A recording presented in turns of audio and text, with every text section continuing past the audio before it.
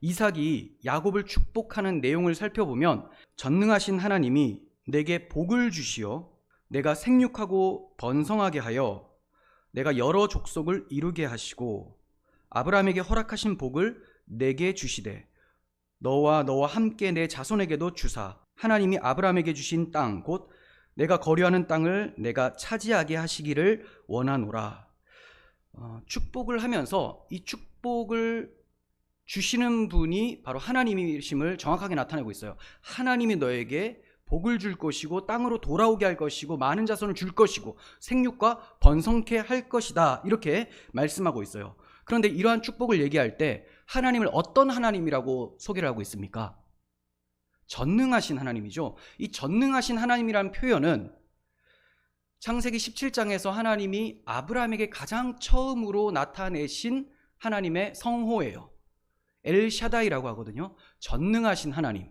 자, 왜 그 당시에 아브라함에게 전능하신 하나님으로 나타나셨는가? 기억이 나시죠? 아브라함이 나이가 많아 늙었습니다. 사라도 나이가 많아 늙었어요. 하지만 하나님께서 약속의 아들을 주신다고 했습니다. 아브라함과 사라는 이것을 믿지 못하는 그러한 상태였는데, 왜냐하면 모든 육체의 그 기능이 다 끊어졌기 때문에.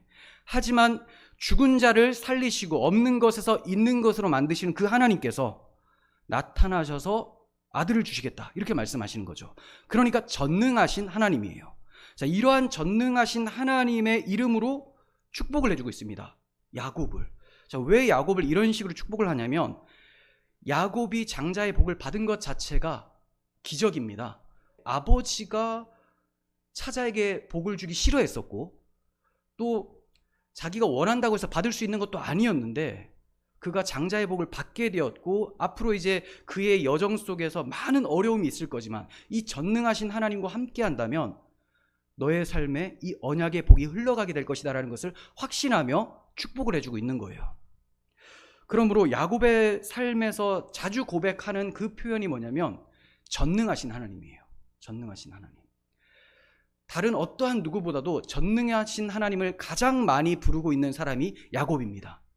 자신의 삶이 너무 힘들거든요. 너무 고난의 연속인데 그럼에도 앞이 하나도 보이지 않아도 전능하신 하나님이 나와 함께 계시기에 내가 홀로 길을 떠났으나 12명의 아들을 얻고 돌아옵니다. 이런 이제 고백까지도 하게 되는 것이죠. 모든 것이 전능하신 하나님의 능력이었습니다. 우리들의 삶 속에서도 전능하신 하나님의 손이 날마다 함께 하신다는 것을 아셔야 됩니다. 그런데 또 이렇게 생각하실 거예요. 아니, 전능하신 하나님의 손길이 날마다 임한다고 목사님 말씀하시는데, 그리고 야곱에게도 그렇게 하셨는데 왜 나의 삶 속에는 전능하신 하나님이 느껴지지 않는 것일까?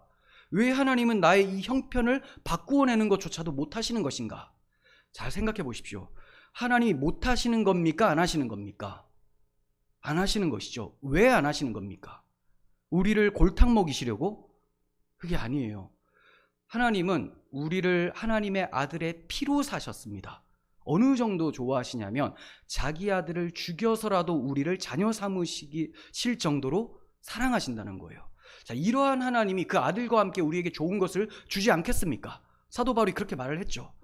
그 하나님이 그 아들과 함께 우리에게 가장 좋은 것을 주시지 않겠느냐? 그럼에도 불구하고 주시지 않는다면 그건 하나님께서 판단하실 때 이 상태가 가장 우리를 훈련시키기 위해서 또는 우리가 하나님 자녀답게 성장하기 위해서 가장 좋은 상태라는 것을 아시고 내버려 두신다는 거예요.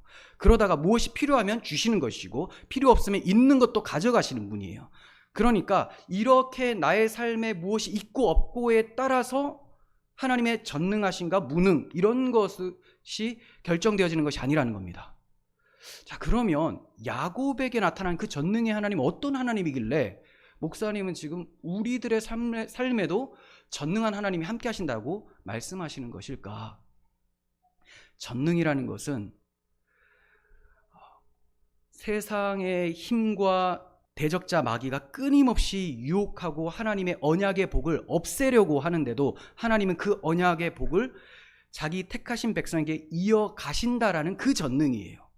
자, 이게 우리들에게 신약 시대를 살고 있는 우리들에게 알맞는 표현으로 말씀을 드리면 끊임없이 우리가 신앙을 버리도록 마귀는 유혹하고 공격을 합니다.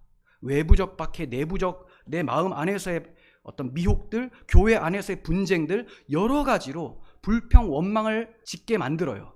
그럼에도 불구하고 하나님의 그 전능하심이 우리를 붙드시고 예수 그리스도를 죽은 자 가운데 부활케 하신 하나님의 능력이 우리 안에 성령께서 역사하심으로 말미암아 절대로 이 믿음이 흔들리지 않고 버려지지 않도록 붙잡으신다라는 거예요. 이게 전능이에요. 모든 사람들이 자기 힘으로 끝까지 잡고 갈 수 있는 것이 없습니다. 죽을 때 되면 다 내려놔요. 하지만 우리는 끝까지 가져가는 게 있어요.